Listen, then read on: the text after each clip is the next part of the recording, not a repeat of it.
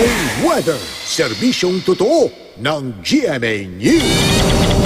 Mga kapuso, dalawang weather system ang nakakaapekto at nagpapaulan ngayon sa Luzon. Ang hanging amihan o northeast monsoon at tail end ng isang cold front. Sa datos ng Metro Weather, maghapong mataas ang tsansa ng mahinang ulan dyan sa may Cagayan Valley at sa Southern Luzon at hanggang katamtamang ulan ang maranasan sa may Bicol Region at ilang bahagi ng Mimaropa habang maulan na rin sa Cordillera Region pagdating sa hapon.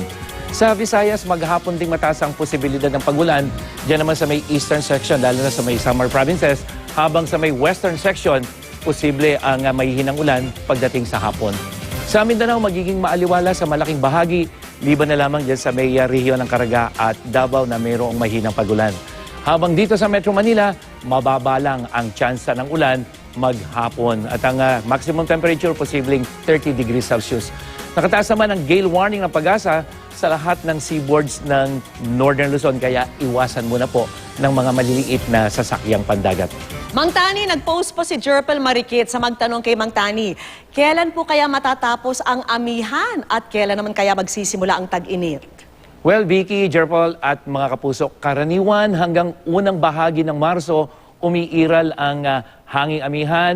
Pero dahil sa isang hindi pangkaraniwang high pressure area dito sa may Pacific Ocean, sa may silangan ng ating bansa, napipigilan nito yung paglakas at pagdating dito ng malakas na hanging amihan.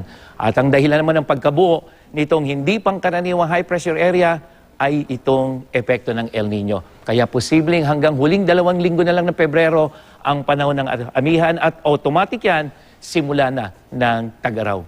Yan ang latest mula sa GMA Weather. Ako po si Nathaniel Cruz. Magplano para sigurado. I am ready. Serbisyong totoo ng GMA News.